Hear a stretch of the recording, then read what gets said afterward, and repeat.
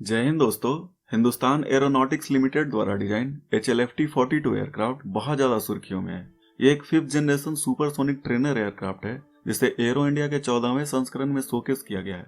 दरअसल ये एयरक्राफ्ट शुरू से ही मुख्य आकर्षण का केंद्र बना हुआ है, क्योंकि इस एयरक्राफ्ट के वर्टिकल टेल पर भगवान मारुति का चित्र बना हुआ था और लिखा हुआ है द स्टॉर्म इज कमिंग, मतलब तूफान आ रहा है।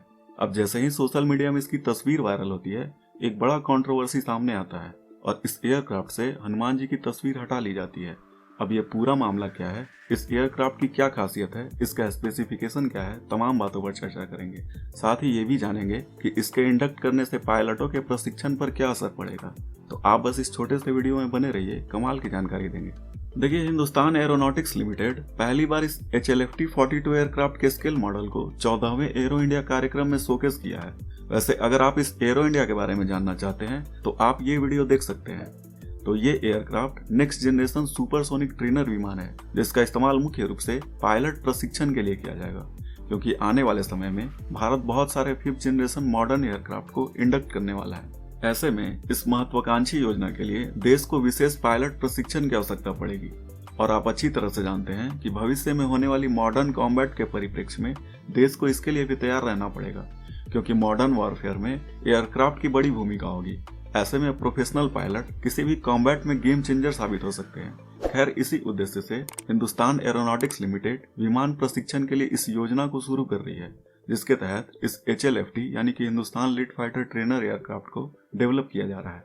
आइए अब इस एयरक्राफ्ट के बारे में समझते हैं। देखिए, एक सिंगल इंजन एयरक्राफ्ट है जो तेजस के ट्रेनर वेरिएंट का लो कॉस्ट अल्टरनेटिव होगा। खास बात है, इसे पूरी तरह से स्वदेशी रूप में विकसित किया जाना है और बताया जा रहा है कि इसका इंजन भी स्वदेशी रूप से ही डेवलप किया जाएगा, जो इस एयरक्राफ्ट को सुपरसोनिक स्पीड तक यानी कि मैक 1.5 से ऊपर ले जाएगा। इस एयरक्राफ्ट में अत्याधुनिक एवियोनिक्स लगाए गए हैं, जो इसे बेहद खास बनाता है। जैसे कि इसमें एक्टिव इलेक्ट्रॉनिकली स्कैन्ड एरे लगाए गए हैं। अगर इसे साधारण शब्द में समझें तो ये रडार का ही एक उन्नत रूप है, लेकिन इस टेक्नोलॉजी में एंटीना बिना मूव किए रेडियो वेव्स को अलग अलग डायरेक्शन में ट्रांसमिट किया जा सकता है, जिस कारण ये एयरक्राफ्ट एक ही समय में 100 से अधिक टारगेट पर नजर रख सकता है।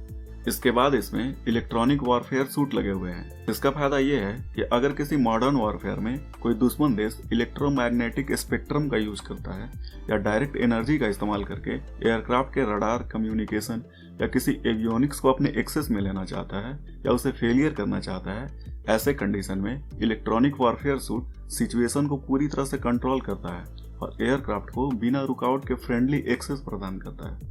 इसके बाद इसमें infrared search and track system लगाए गए हैं, जो किसी ऑब्जेक्ट को डिटेक्ट करने के लिए इंफ्रा रेडिएशन भेजता है। अब आप बोलेंगे इसमें कौन सा नया है, ये तो रडार भी करता है।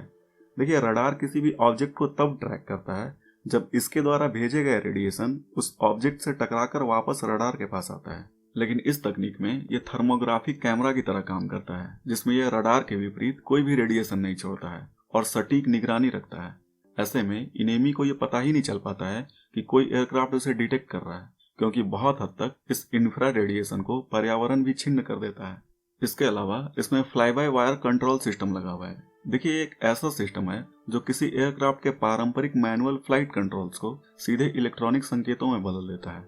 आप जानते हैं कि किसी भी एयरक्राफ्ट में बहुत सारे मल्टी फंक्शन को एग्जीक्यूट करने के लिए बहुत सारे मूविंग पार्ट्स प्रतिक्रिया करते हैं, लेकिन इस सिस्टम की वजह से पायलट केवल कॉकपिट में वॉइस कमांड देता है और ये कमांड सीधे इलेक्ट्रॉनिक सिग्नल में बदलकर एयरक्राफ्ट के मेन कंप्यूटर तक पहुंचता है और कमांड पूरी तरह से वेरीफाई और प्रोसेस होने के बाद ही एग्जीक्यूट होता है। इस कारण गलत कमांड से एयरक्राफ्ट भी बच जाता है और मूविंग पार्ट के कम इस्तेमाल होने से एयरक्राफ्ट का वजन भी कम हो जाता है। तो ये सारे खासियत इस एयरक्राफ्ट के हैं, जो इसे बेहद खास बनाता है। अब आइए हनुमान जी की तस्वीर से जुड़ी हुई कंट्रोवर्सी को भी समझते हैं। देखिए, जब इस एयरक्राफ्ट को शोकेस किया गया था तब इसके वर्टिकल टेल पर हनुमान जी की एनिमेटेड स्टिकर लगी हुई थी। अब इस तस्वीर की वजह से सोशल मीडिया में एयरक्राफ्ट और ज्यादा वायरल होने लगा।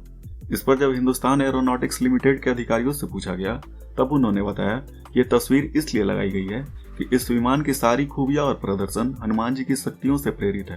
दूसरा कारण है, जब हिंदुस्तान एरोनॉटिक्स लिमिटेड ने अपना पहला ट्रेनर एयरक्राफ्ट बनाया था तो उसका नाम भी HF-24 मारुत था, जो कि मारुति यानी कि हनुमान जी का ही पर्यायवाची नाम है।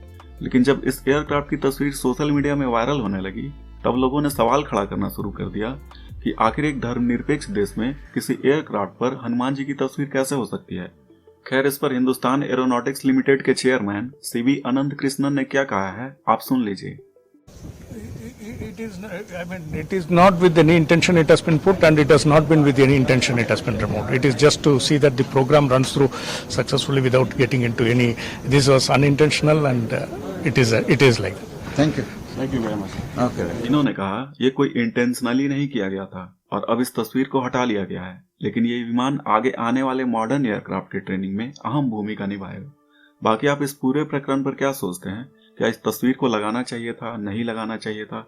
कमेंट बॉक्स में जरूर बताइए। वीडियो पसंद आया तो चैनल सब्सक्राइब करके हमारा सपोर्ट जरूर कीजिए, लाइक कीजिए, शेयर कीजिए।